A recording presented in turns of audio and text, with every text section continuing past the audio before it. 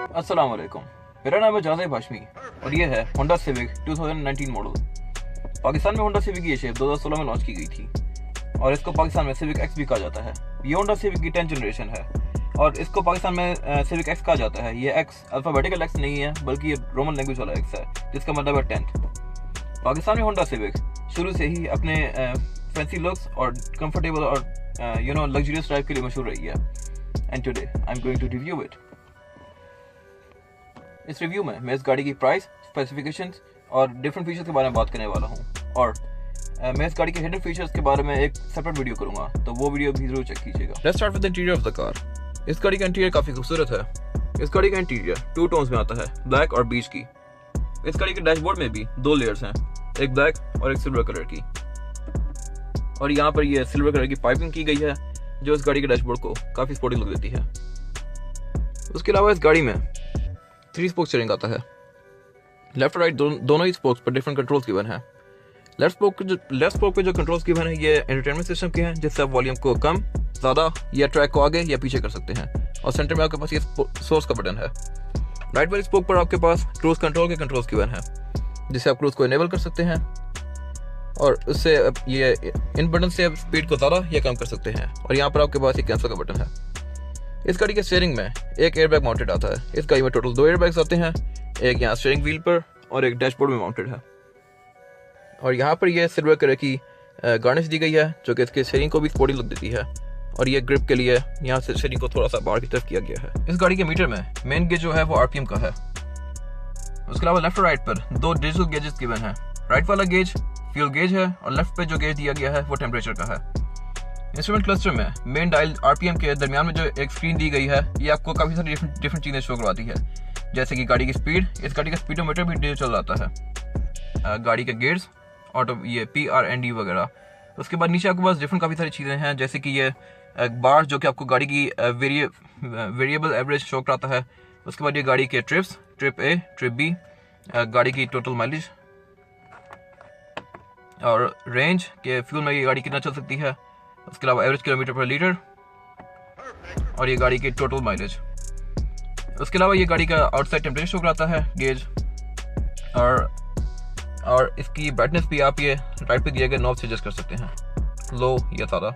इसके अलावा इस गाड़ी के डैशबोर्ड में 4 एयरवेंट्स आते हैं, 2 सेंटर में और 2 पैसेंजर और ड्राइवर के लिए। सेंटर वाले एयरवेंट्स के बीच में हेडलाइट लाइट का बटन दिया गया है।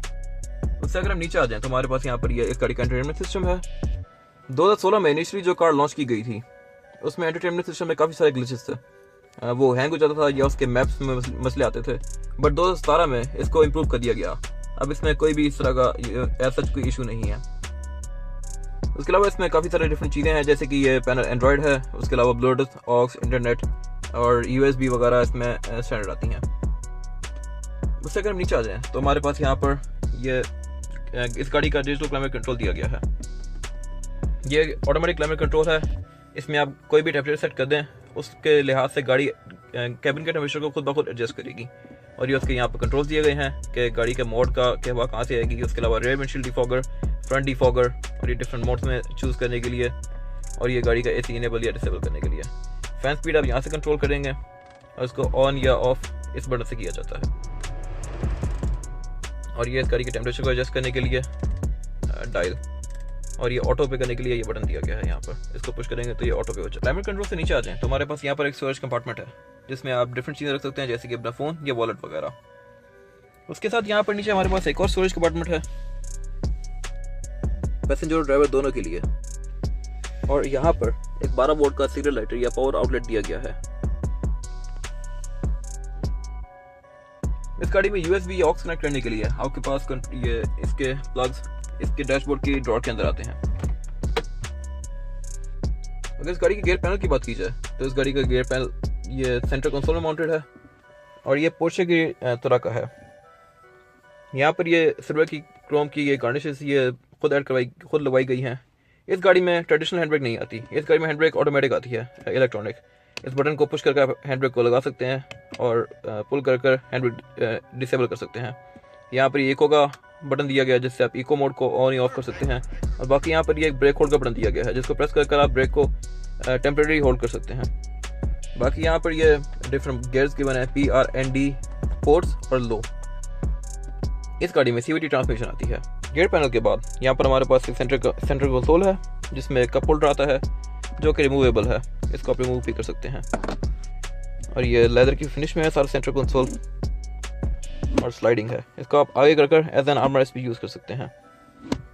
इसको ओपन करें तो यहाँ पर आपके पास नीचे काफ़ी सारी स्टोरेज है और ये एंटरटेनमेंट सिस्टम का रिमोट कंट्रोल।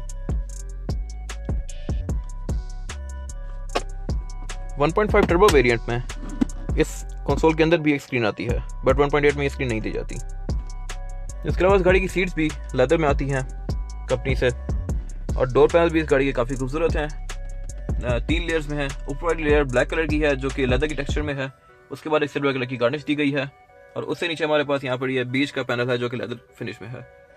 आर्मरेस्ट इस गाड़ी का दोबारा ब्लैक में है और पैसेंजर साइड पर आपके पास जो लॉक अनलॉक करने की ऑप्शन भी दी गई है और इसके अलावा दोनों फ्रंट विंडोज ऑटोमेटिक हैं।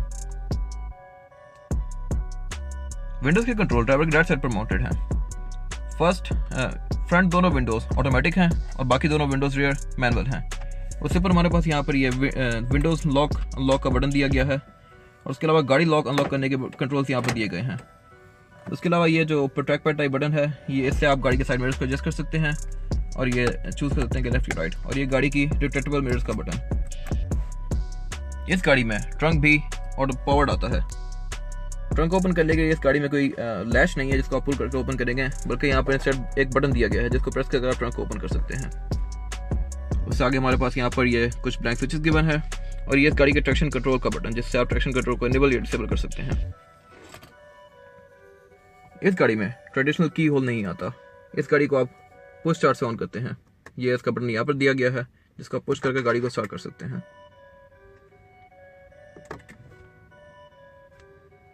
इस गाड़ी में स्टीयरिंग भी टेलीस्कोपिक आता है। स्टीयरिंग के नीचे लगे हुए लैच को आप पुश करें और इस गाड़ी की स्टीयरिंग को आप एडजस्ट कर सकते हैं अपनी मर्जी से, आगे पीछे ऊपर या नीचे। गाड़ी में वैनिटी मिरर दोनों के लिए आते हैं, बोथ ड्राइवर और पैसेंजर।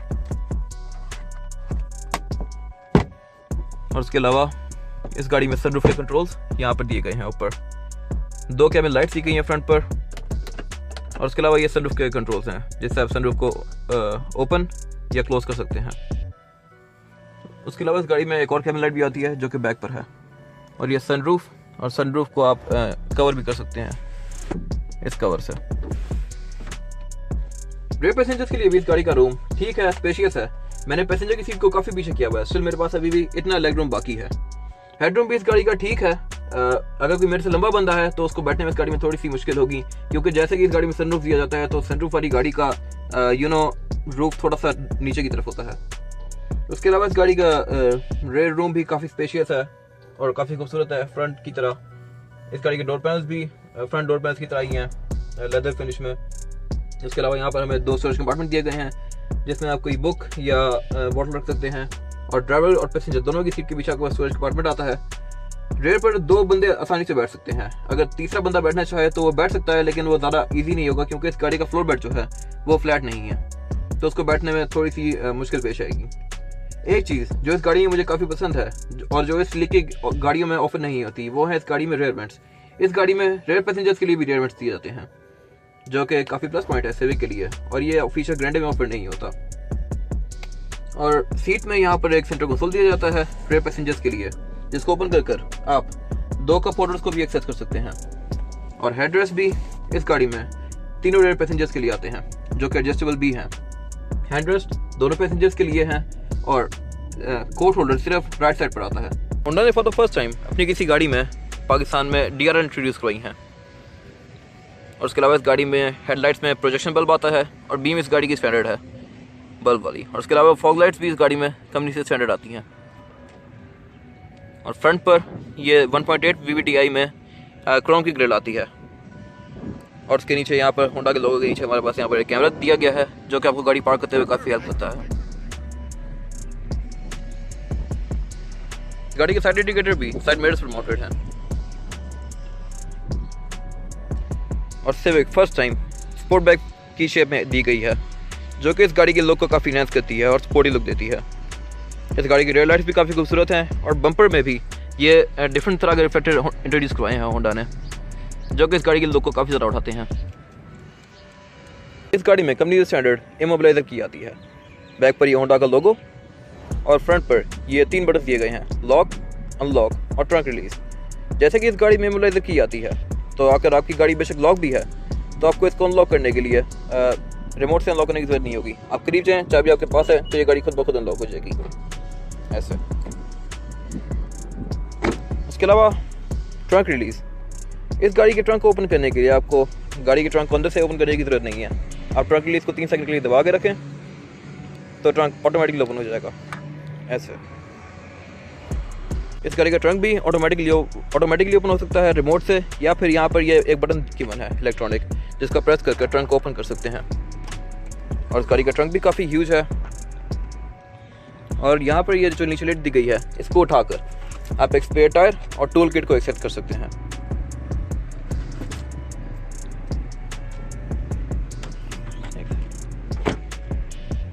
अगर इस गाड़ी के इंजन की बात की जाए तो इस गाड़ी में 18 सीसी इंजन आता है। अगर इस गाड़ी के इंजन की टेक्निकल स्पेसिफिकेशंस की बात की जाए तो this car comes with 1799 CC engine which is single overhead camshaft SOHC engine with 16 valves and 4 cylinder inline. अगर इस गाड़ी की फ्यूल एवरेज की बात की जाए तो ये गाड़ी आपको शहर में तकरीबन 10 से 12 तक की एवरेज दे सकती है, और अगर लॉन्ग की बात की जाए तो ये गाड़ी आपको लॉन्ग पर तकरीबन 14 से 15 तक भी जा सकती है। इसके अलावा होंडा हमेशा से ही पाकिस्तान में अपने इंजन के लिहाज से मशहूर रही है, and this car also maintains that legacy. Company से स्टैंडर्ड जो आता है वो है जनरल का BG लक्सो प्लस।